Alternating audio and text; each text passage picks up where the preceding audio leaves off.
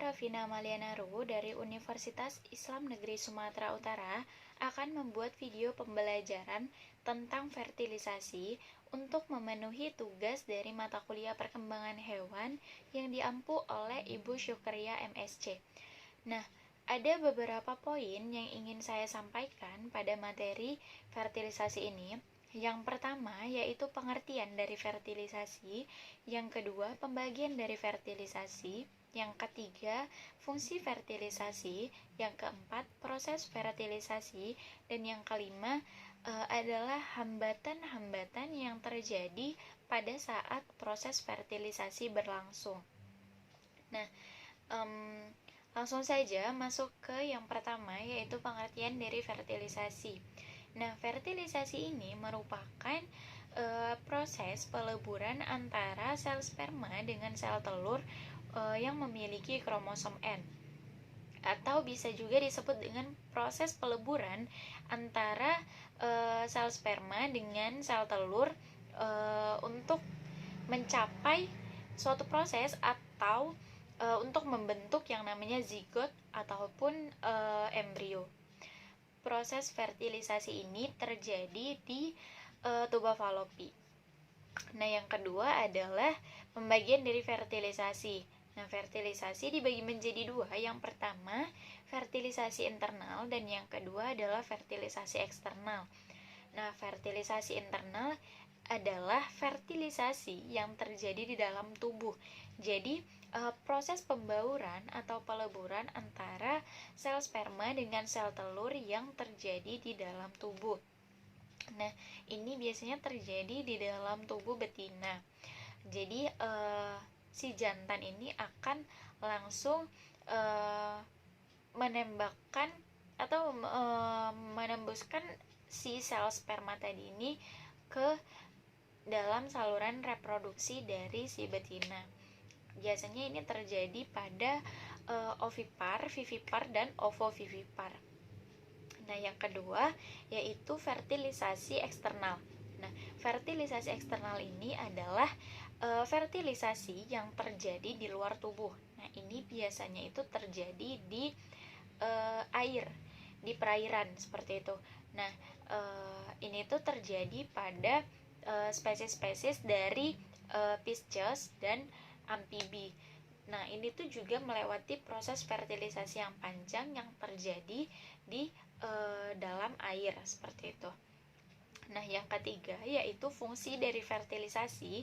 Yang pertama yaitu amfimiksi atau pembauran materi genetis maternal dengan pembauran antara materi genetis fraternal. Dan yang kedua yaitu diploiditas, serta yang ketiga adalah determinasi seks secara maternal atau secara genetis. Nah, kemudian poin yang keempat yaitu proses dari fertilisasi. Nah, proses fertilisasi ini melewati beberapa tahap-tahap. Nah, jadi di sini prosesnya itu terjadi di tuba falopi. Nah, yang pertama yaitu sel sperma akan berusaha menembus yang namanya sel-sel folikel. Nah, jadi sel sperma ini akan berusaha untuk menembus sel-sel folikel untuk mencapai si sel telur tadi. Nah, setelah sel sperma ini berhasil melewati sel-sel folikel, sel sperma ini akan bertemu dengan yang namanya membran pelusida. Nah, pada saat bagian kepala sel sperma sudah menyentuh bagian membran pelusida, bagian kepala sel sperma ini atau akrosom akan mengeluarkan enzim pencernaan yaitu enzim hyaluronidase. Nah, enzim hyaluronidase ini tuh berfungsi untuk melunakkan si bagian membran pelusida tadi gitu, untuk menghancurkan bagian membran pelusida tadi. Nah, setelah si enzim pencernaan tadi tuh menghancurkan membran pelusida ini, kepala dari sel sperma akan masuk dan menembus yang namanya membran sel telur. Nah, pada saat terjadinya proses itu, terjadilah di situ yang namanya reaksi kortikal. Nah, reaksi kortikal ini terjadi untuk mengeraskan si bagian membran pelosida tadi. Nah, jadi bagian membran pelosida tadi ini harus dikeraskan, karena ketika tidak dikeraskan maka akan terjadi yang namanya polispermi. Nah, polispermi ini adalah proses masuknya lebih dari satu sel sperma ke dalam membran pelosida tadi, dan akan terjadinya beberapa sel sperma yang masuk seperti itu. Nah, jadi ketika terjadinya proses reaksi kortikal tadi, si membran pelosida tadi ini mengandung yang namanya butiran kortikal yang akan dilepaskan pada saat terjadi reaksi kortikal tadi. Nah, yang itulah berfungsi untuk mengeraskan si bagian membran pelosida tadi gitu.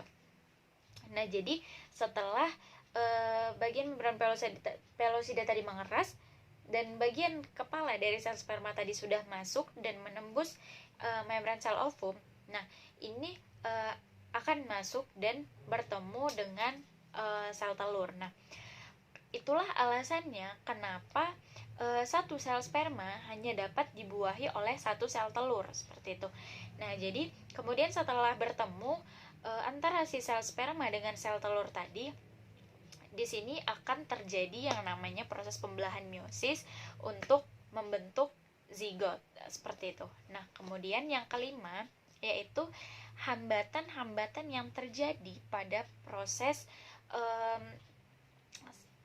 fertilisasi tadi berlangsung. Nah, yang pertama yaitu pH dari vagina yang terlalu asam. Nah, jadi pH vagina yang terlalu asam ini akan menyebabkan matinya sel telur, sehingga pada saat sel sperma ini masuk, sel sperma ini tidak dapat membuahi sel telur, karena sel telur ini sudah mati karena pH yang terlalu asam dan tidak cocok untuk pertumbuhan si sel telur tadi.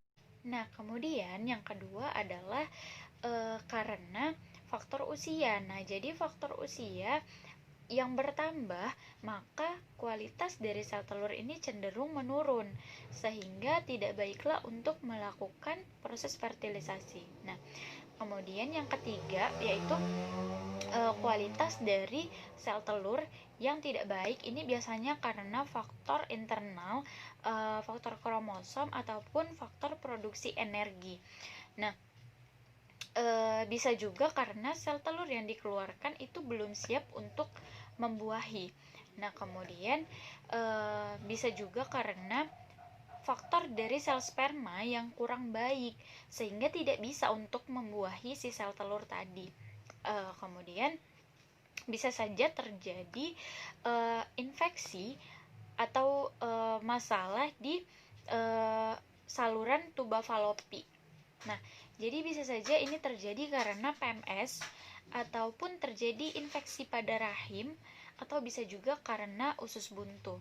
Nah, kemudian yang terakhir bisa saja karena sel telur yang dikeluarkan atau yang dilepaskan dari ovarium itu hanya memiliki waktu 12 jam untuk dibuahi oleh sel sperma. Nah, jadi bisa saja pada saat terjadinya proses fertilisasi ini lebih dari 12 jam. Nah, jadi terhambatlah proses fertilisasi tadi, seperti itu. Nah, jadi mungkin ini saja yang bisa saya jelaskan dari materi fertilisasi ini.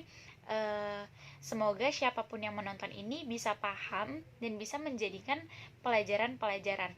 Nah, baik, terima kasih saya ucapkan. Assalamualaikum warahmatullahi wabarakatuh.